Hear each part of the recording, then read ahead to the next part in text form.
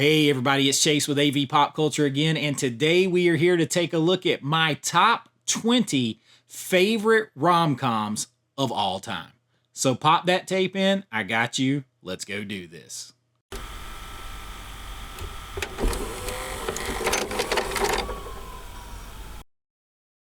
All right, so the top 20 romantic comedies of all time. Now, I was talking with my buddy Brian over at the Last Movie Standing because he's a big comedy fan. He's into raunchy comedies and stuff just like me, but man, he is a big fan, and I was putting together this list and I was like, holy smokes, this is a hard list to put together because of what qualifies as a rom-com and what doesn't. And I'm just like scratching my head and I'm like, how do I cut this off? Because some people consider some things rom-com, some just comedies, and there were some that didn't occur to me even because when I first think of them, I just think of comedy. I don't really think of romantic comedy. I grew up through the 80s and stuff, so like they were very easy to identify as, a rom-com. Now, there are a lot of comedies have, romance in them, but that might not be the sole focus. And then there are raunchy comedies that have romance in them. So what I did was I eliminated stuff that falls too far into the raunchy comedy category. So you won't find anything on this list like 40-Year-Old Virgin, for instance. Definitely it's about finding love and stuff, but it cruises way into the raunchy comedy territory. There's some that maybe have a little bit of that, but not the focus. And then you're not going to find stuff that is so like coming of age teen stuff. Like a lot of people consider 16 Candles a romantic comedy or Clueless a romantic comedy. I even saw Weird Science on a romantic comedy list when I was doing this research. I consider those like teen comedies, high school comedies, or coming of age comedies. So I'm looking for more traditional rom-com. And even in this list, there's some wiggle room. So just a little bit of ground rules there, and we're going to go into what I consider the top 20 best. And I have all but one of these, and I was shocked to find out that I did not have that one. But let's go ahead and start our list. At number 20 is Overboard with Goldie Hawn and Kurt Russell. Now, Kurt Russell's one of my favorite actors. I love Goldie Hawn.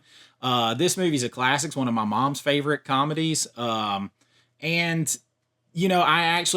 first thought, it's a romantic comedy, right? Or is it? And I didn't see it on anybody's list. And then I turned around and I read the back of this, and the first thing it says is the romantic comedy classic. And I'm like, why wasn't this on people's lists?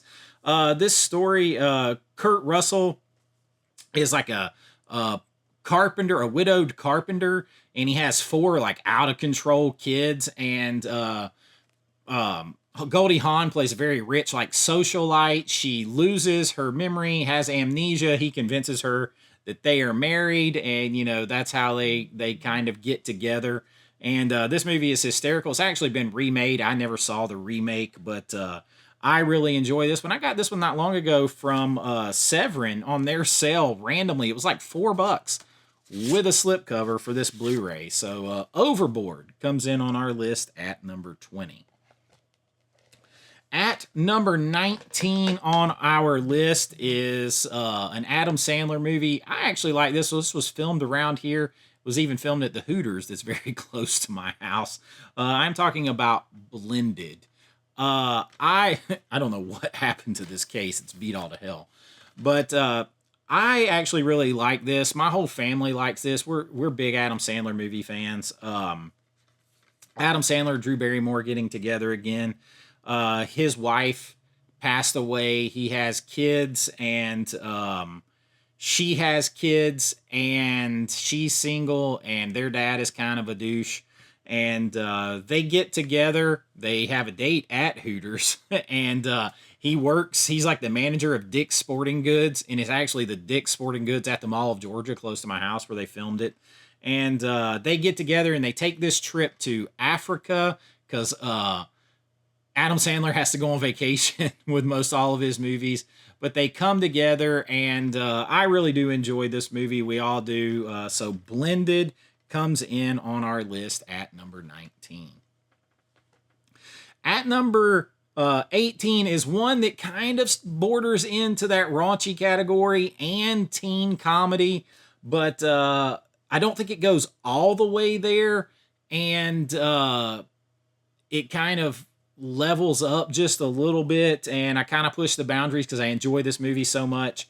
I am talking about The Girl Next Door. Elisha Cuthbert, Emile Hirsch. You also have, what's his name, who I love so much in this? Timothy Olyphant, who's in this. I love him, pretty much everything he's done. But this movie has a little controversy. If you don't know, Elisha Cuthbert in this movie plays a porn actress, and she moves in next door to Emile Hirsch, whose life's goal is to become president. So he's like sheltered, goody-goody, doesn't do anything, out of the ordinary. So she's going to push his boundaries.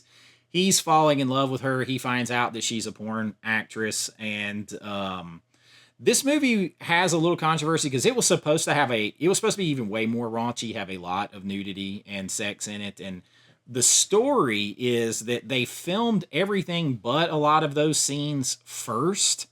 And then they got to those scenes and she wouldn't do them anymore. That is the story on this. So it doesn't go as far raunchy as it could because they couldn't go back and reshoot the movie with another actress. But if you watch the movie, you can tell where it probably should be. And in certain instances, it makes a lot of sense for this movie, for it to have taken that next step and be in there to kind of push the whole story and the journey and the arc home. But it is still a really good movie. I enjoy Timothy Olyphant in this as well. A really fun movie about getting out of your comfort zone and finding love where you definitely do not expect it. So The Girl Next Door comes in at number 18. Now, at number 17 is one you're probably not thinking about, but I consider this a rom-com for curmudgeons who don't like rom-coms, and I'm talking about Groundhog Day. This is my Blockbuster box set's cover. I have not opened and watched the 4K since I got it. I also have this on DVD, but I wanted to show off the 4K in the box set. Groundhog Day, very duplicated in stories, very kind of, people doing different takes on Groundhog Day, like I think even Happy Death Day. And it's just become part of the lexicon. It's Groundhog Day again.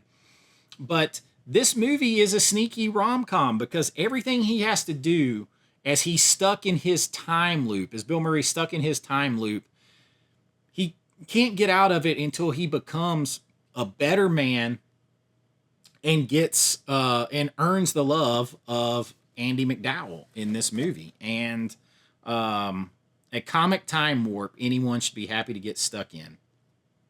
This is a Harold Ramis movie and Bill Murray, and I think after this, those two kind of had some issues, which is unfortunate. But Groundhog Day, if you don't think about it, go back and watch it again. It is definitely a rom-com. He has to make himself the man that is worthy of being with her, and that's how he gets out of the loop. So Groundhog Day comes in at number 17.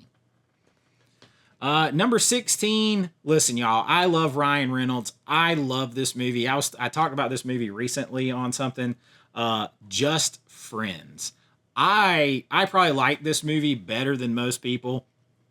Ryan Reynolds is, it starts when they're in high school. He and Amy Smart are in high school, and he gets stuck in the friend zone. And he's the little fat, he's the fat, awkward kid who's, he wants to be more than her buddy, and she just sees him as a buddy. And he gets really embarrassed, and their senior year, right at the end of their senior year, he leaves town. He goes, loses weight, gets in great Ryan Reynolds shape, and is very, works with famous people and stuff, and comes back into town, and he's determined that now that he's a ladies' man, that he's going to get her.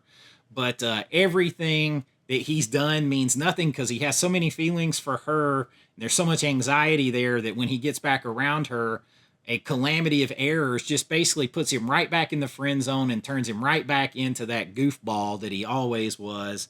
And it's sort of like a coming home for the holidays, Thanksgiving, Christmas type movie. They come home for Christmas, and it's just a lot of fun. He loves her, she loves him not. You also have Chris Klein in this movie playing a great douche canoe in here, and you have Anna Faris playing like a clueless, like Britney Spears wannabe type. It's just a lot of fun, and I really enjoy Ryan Reynolds pretty much everything he's in. I even like Green Lantern, y'all. I'm a Ryan Reynolds fan. But Just Friends comes on our list at number 16. Now, at number 15 is one that would be higher if it didn't have a sad undertone to it. And because I love this movie, and one of my friends and professors who ended up making movies with me, a writing professor, was like a script doctor on this movie. I am talking about Sleepless in Seattle, the classic Tom Hanks, Meg Ryan. I almost put this more into a drama territory. Almost. Because he's widowed. It's very sad. How she hears him talking over the radio on this talk show because his son wants him to find love again because his wife has died and the kid's mom died. Classic, though, Tom Hanks, Meg Ryan. For me, honestly, I think it's maybe a better movie overall than some that will come after it or higher on the list.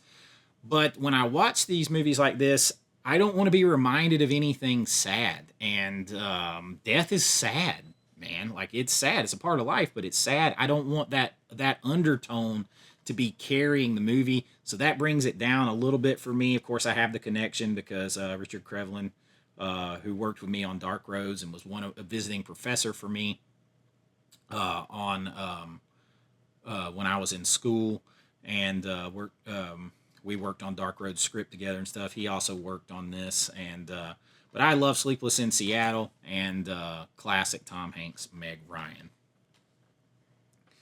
All right, at number 14 on my list is probably another one that you're not thinking of. My daughter loves this movie. This movie would be a great one in 4K. I'm talking about Enchanted. And this movie, I think, is super underrated. You got Patrick Dempsey in here. You got what's his name that plays Cyclops? I can never remember his name, and I can't read it on here. James Marsden. And you have man, I'm just blanking on everybody's name, and you can't read it on this list. It is James Marsden. I was right. Susan Sarandon is in this movie.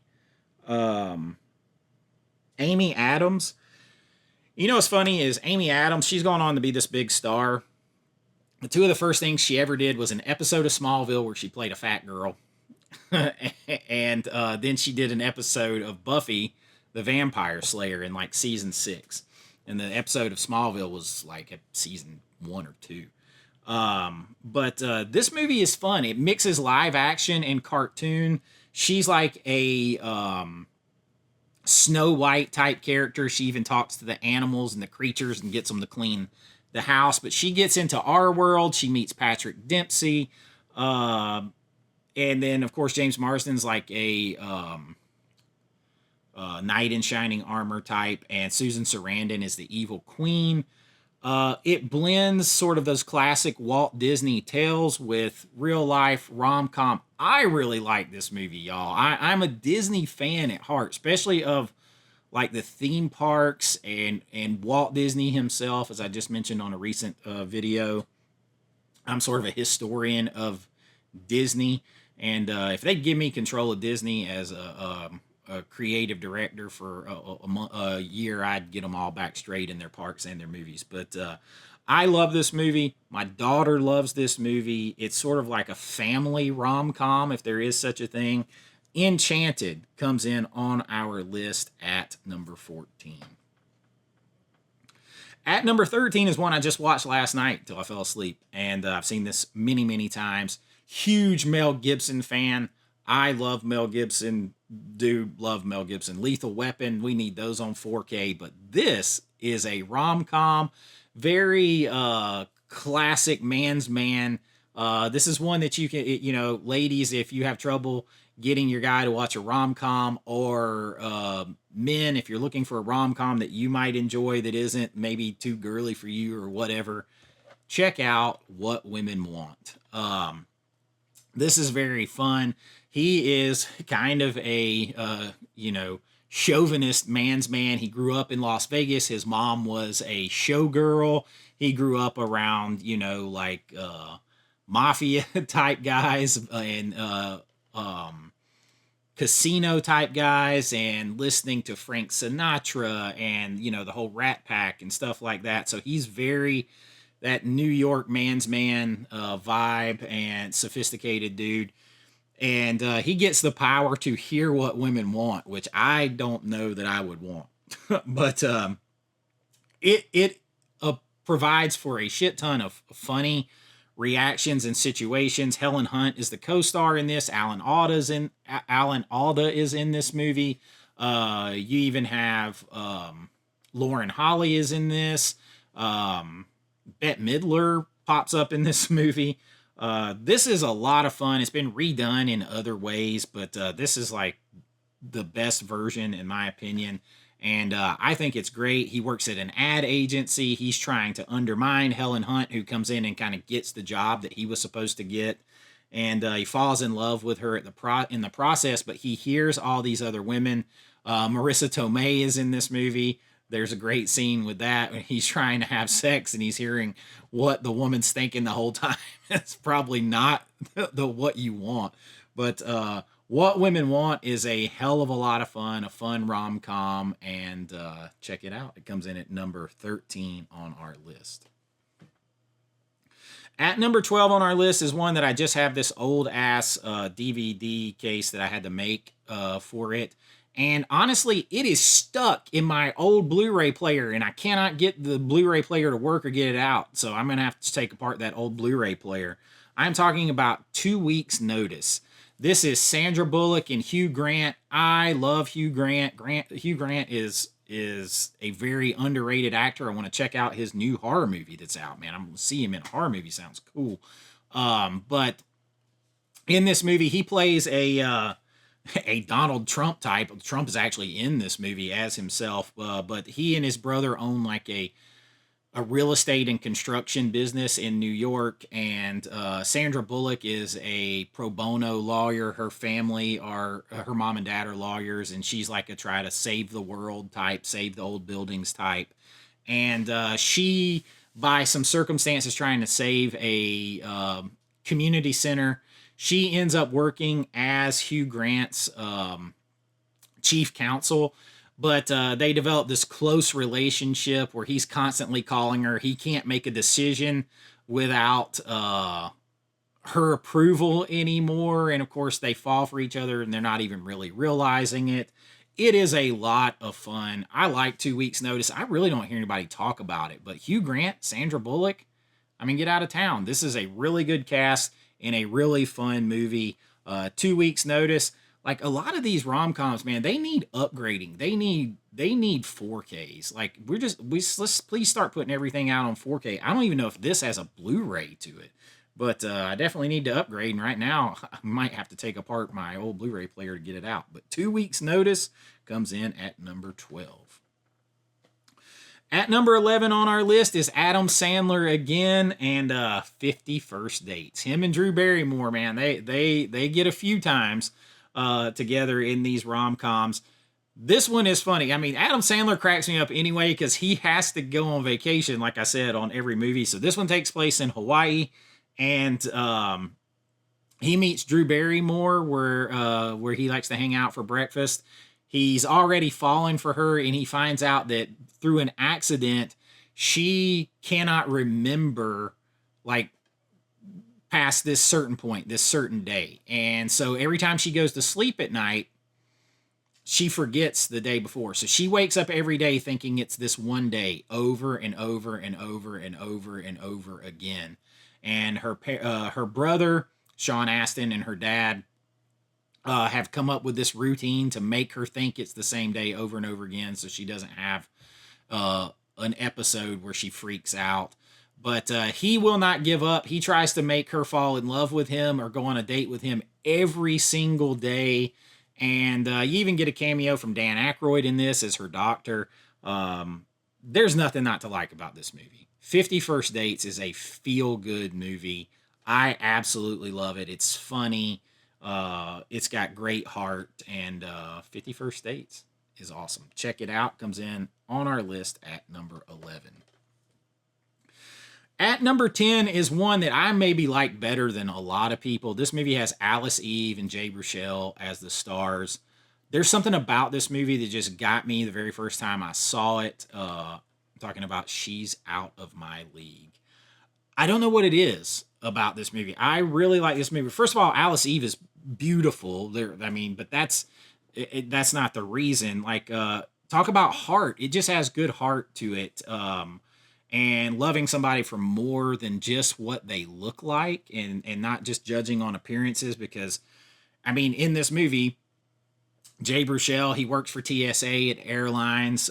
He meets Alice Eve as she's coming through security, and he's just nice to her. He's just himself. And he ends up going on a date with her, but he's so unassuming. It's so against what society would think because he's a goofy, gangly looking guy, and she's like a 10. She's beautiful, and his friends don't even believe that he can go out with her, but she gives him a chance. They come up with a realistic way because she gives him a chance because she's been heartbroken by a pretty boy ladies man or whatever.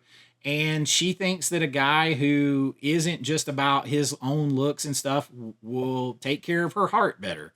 And she gives him a chance, and he has to get past his insecurities and hangups because he doesn't feel like he's good enough for her. He feels like she's out of his league. But all that's really bullshit. It's just how are you confident? Do you love your somebody? Do you take care? Are you a good person? It depends on the person, but obviously, but I don't know. This movie just has good heart. It's funny. It makes for some funny situations in this. There's some funny situations. I'm just gonna leave that. Like the first time they try to get physical in any way, he gets a little too excited. This movie is very funny. She's Out of My League. His parents even shit on him. They don't think he belongs with her. It's just absolutely hilarious. But She's Out of My League, a blend of sweet and the raunchy, and has its heart in the right place. I think that's a good way to sum it up. So She's Out of My League cracks the top 10 at number 10.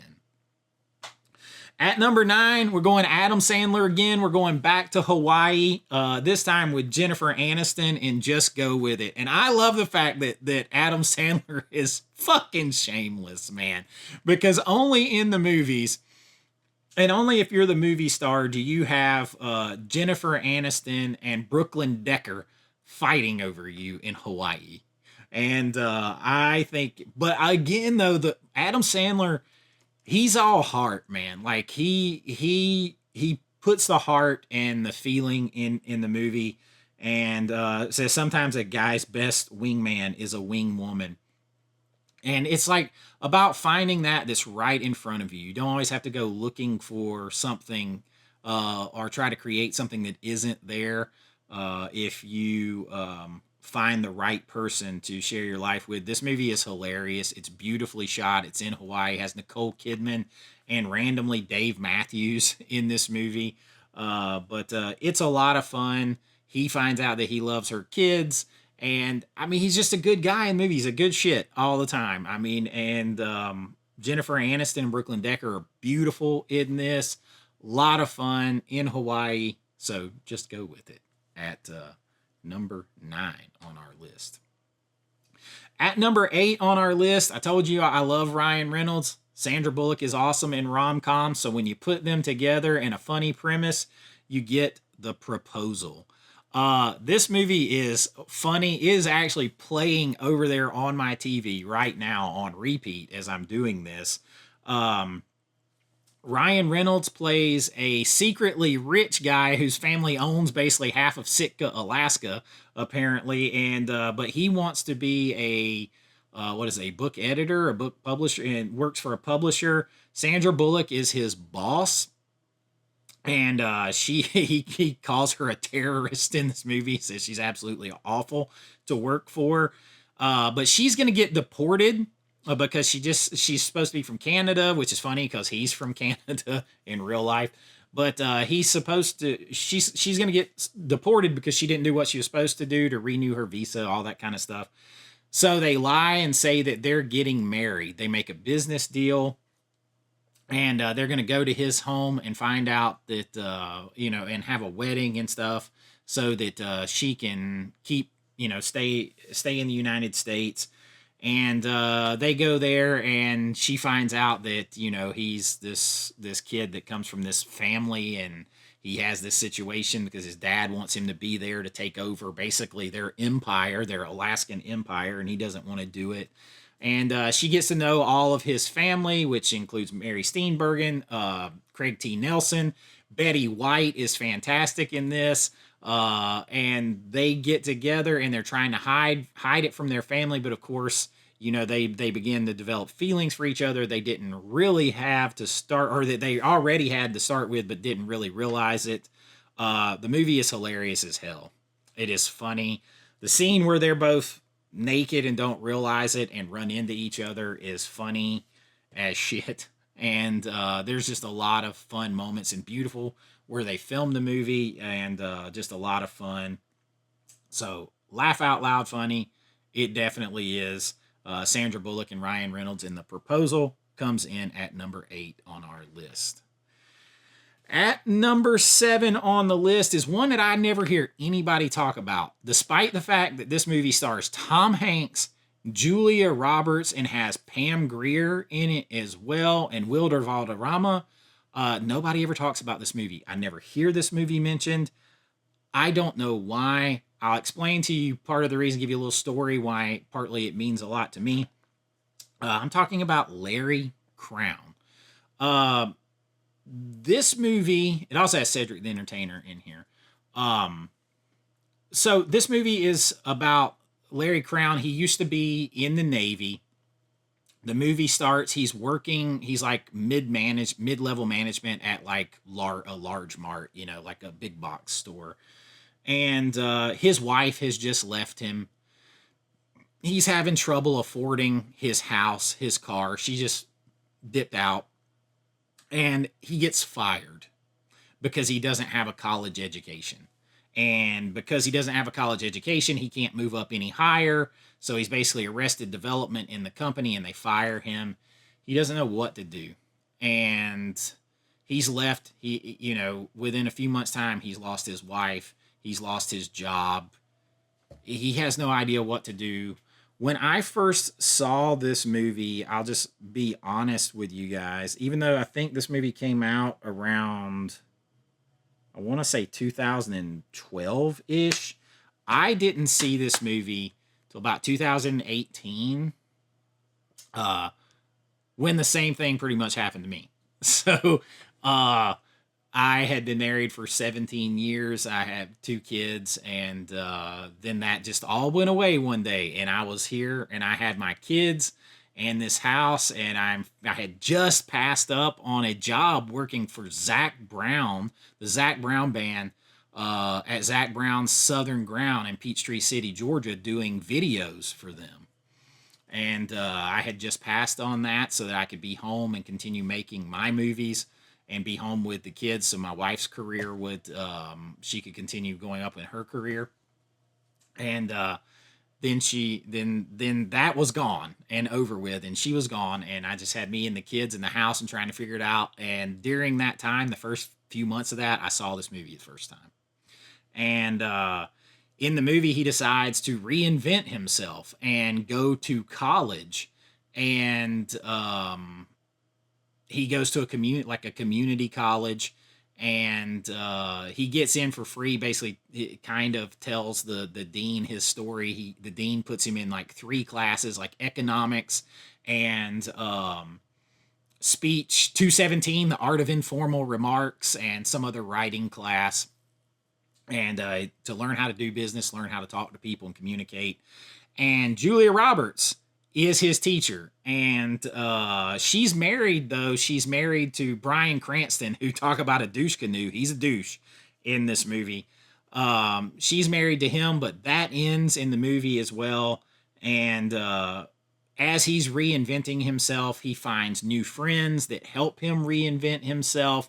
He's bettering himself, and he finds a new love interest in Julia Roberts. This movie is really good, and it's something that a lot of people can relate to, and I will always remember it because of when I found it. And I don't know why more people don't talk about it. It's Tom Hanks and Julia Roberts, but Larry Crowne comes in at number 7 on our list.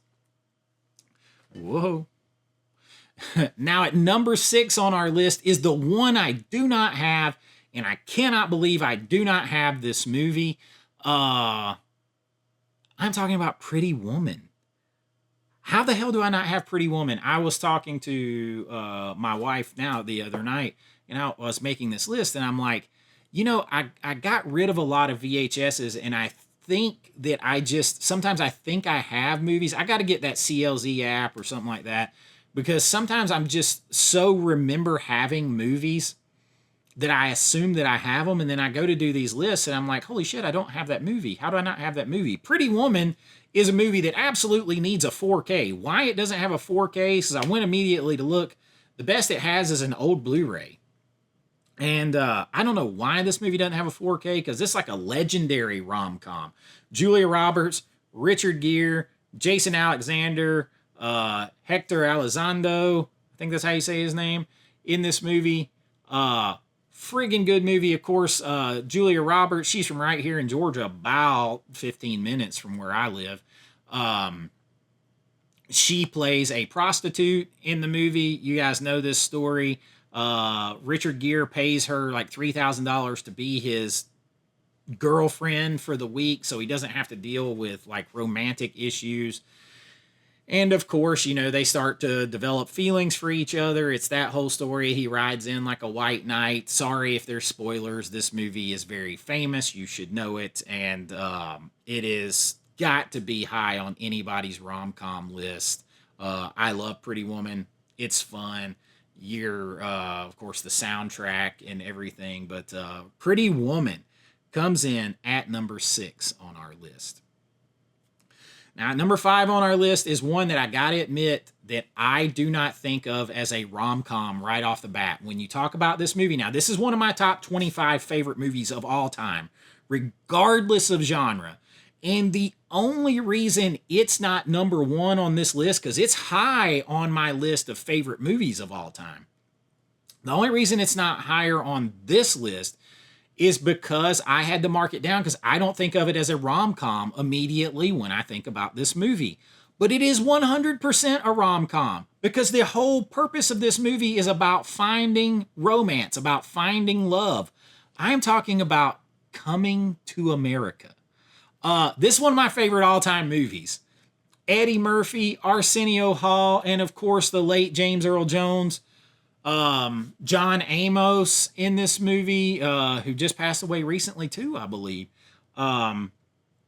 This movie, y'all, I saw when I was a kid, when it came out, and I was like 9, I think, when I saw this at the theater.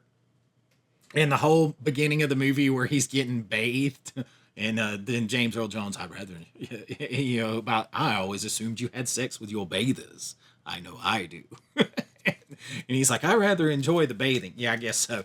But anyway, he wants to go. He doesn't want to be in an arranged marriage. And so he goes to America, spin the bottle. He goes to Queens, New York, to find a queen. Comes here. He plays all these different parts in this movie. You got to love that. I love the whole McDowell's thing. I love the soul glow. There is nothing about this movie that I don't love. I could watch this movie every day. Now, I'm a huge Eddie Murphy fan, period. All right. I love Eddie Murphy. Always have. Grew up at that time watching Eddie Murphy Raw way before I probably should have. But I love Coming to America. Maybe you don't think of it as a rom-com immediately. I don't either, because I don't feel like it's traditional rom-com. It's so but it's so funny. I just think of it as an 80s comedy, but when you really think about it deep, it is a rom-com. If it was more of like a traditional, just like meet cute, rom-com like we're talking about, it would be higher. It's actually probably more, it's better than that. It's just a quintessential all-time comedy. But I love Coming to America. I have not got to watch this 4K since I got it. I can't wait to watch it.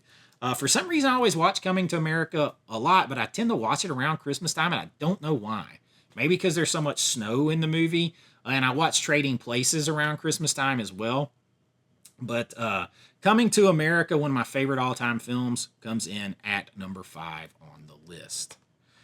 At number 4 on the list is the last entry for Adam Sandler and Drew Barrymore, The Wedding Singer. Look, y'all, if you follow me, you know I love the 80s. I'm an 80s kid. This movie all takes place in the 80s. It's got so much 80s stuff in it. And then, of course, Adam Sandler plays a wedding singer. Drew Barrymore is getting married in the movie. They work together. He's supposed to be her wedding singer. He's helping her plan her wedding. And as they do all this time together, they begin to have feelings for each other. And he gets left at the altar. All that. If I'm spoiling it, I'm sorry. This movie's very famous as well.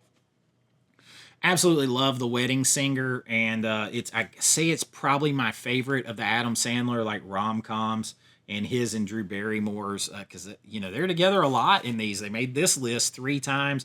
They're all great, but that 80s vibe, the soundtrack, all that kind of stuff, the little Easter eggs, just the whole 80s of it all puts The Wedding Singer the highest up on my list of Adam Sandler movies at number 4.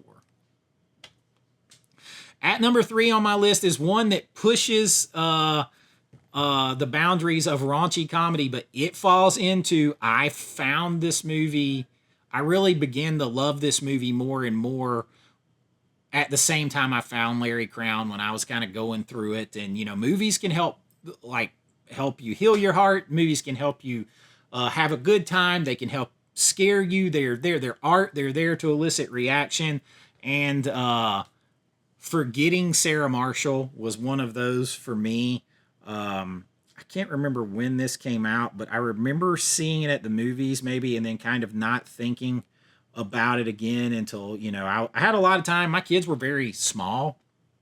Let's see, like 8, just turned 8 and like 6 when this happened. So Daddy was home a lot, just watching movies is all I could afford to do, all I had time to do. And at the same time, I had just finished shooting a movie, and so I had like 2 movies in the can to edit, and a third one that I was hired to edit by Tyler Main, a movie called Penance Lane. So I was home a lot, and I didn't get out, and wasn't in the mood to go out. And Forgetting Sarah Marshall was one that I watched again and again. Jason Segel in this movie, Kristen Bell, and what's her name that's married to Mila Kunis, and you have crazy old Russell Brand there. Jonah Hill is in this movie. You have some other cameos along the way too, but he is and it was so fitting. Like, I identified with it so much because he worked behind the scenes in movies and TV, and she was a TV star, and she leaves him because she is, seeing Russell Brand, and he goes on vacation to Hawaii to get away from it because, he's not interested in being with anyone else, and he gets there, and she's there with the guy just 3 weeks later, and it sucks, man. He's heartbroken, and like, I identified with all that stuff at the time, and so I probably watched this movie like way, way more. But if you watch the unrated version, this movie is fucking hilarious. It doesn't matter what's happening to you. This movie is awesome. And it's a little Hollywood in that Jason Segel has, like, again, Kristen Bell and Mila Kunis fighting over him. But by the end of this thing. But it is, listen, you have a rom-com with a vampire musical with Muppets. And it's in Hawaii too. And I mean, hell, what more can you ask for? I really like this movie a whole lot. It's probably way higher for me than other people, but Forgetting Sarah Marshall comes in at number 3 on my list. And that just leaves 2, and I've talked about these 2 before. Coming in at number 2, and it's splitting hairs between these 2, but I definitely think 1 is a clear winner for me. But number 2 on the list is Tom Hanks and Meg Ryan again with You've Got Mail. This movie's made a couple lists for me recently. It has all those fall vibes. It's fall in New York. There's leaves. There's pumpkins. Meg Ryan owns a little bookstore. Tom Hanks is rich. His family owns a huge bookstore chain. This is based on the film The Shop Around the Corner, which is a classic film that is also included in this Blu-ray. And he's basically going to put her out of business. They meet online in a chat room as all this is going on. And this is like 1998, so 99. So this is like right when I'm graduating high school. And dial-up internet was just getting popular, and chat rooms were getting popular. And they meet each other, and they're falling in love online, but they're battling it out in real life and don't know it. But it just has all those cozy vibes because it has, you know, they're dressed warm. It's fall. There's the colorful leaves. They're drinking coffees. They're in bookstores. All this stuff. I don't know. Like it vibes hard. The movie vibes hard, and it is a feel-good movie. It is a very much a feel-good movie, and I just love You've Got Mail. It comes in at number 2 on my list. And that just leaves 1, and there is no question about this one for me, Notting Hill. It is my favorite all-time rom-com. You have Julia Roberts, and you have Hugh Grant, and I friggin' love Hugh Grant in this movie. I've talked about it a lot. This movie also, like, it connects with me because it involves movies, and Julia Roberts is supposed to be a movie star in this. Anna Scott, I wanted to call him Hugh Laurie. Hugh Grant owns a travel bookstore in Notting Hill in England, and she's there doing press for a movie that she's done, and she comes in and she meets him. They have their meet cute. I've talked about it before. And through like a set of circumstances, they get to spend a little more time with each other, and she kisses him, and like, you know, it's like he's touched the stars. And then she calls him, and every time they start to progress in a relationship, something bad happens. And it's like the movie world intrudes on it, and she leaves him. He gives her a couple chances, and you know, she just turns on him on a dime and leaves. And what happens, the problem with that is if you fall in love with somebody that's very famous like that, and you're not, they leave, and you can't really, because like he tells her, you would go, and I am here and you are there. You're everywhere I look. You're in advertisements. You're in movies. You're everywhere. I can't get away from you. You can leave and forget about me. And so she comes back and asks him for a chance. And this is where we get the famous line that has been regurgitated and is part of the public lexicon and zeitgeist. I'm still just a girl standing in front of a guy asking him to love her. I'm also just a girl standing in front of a boy, asking him to love her.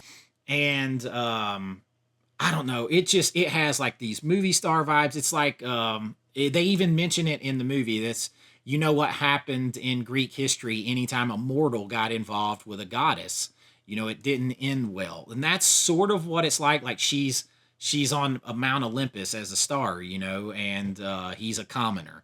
But the movie has so much heart, and it's so funny, and it even has a little raunchiness to it. His Spike, his roommate, I love this movie.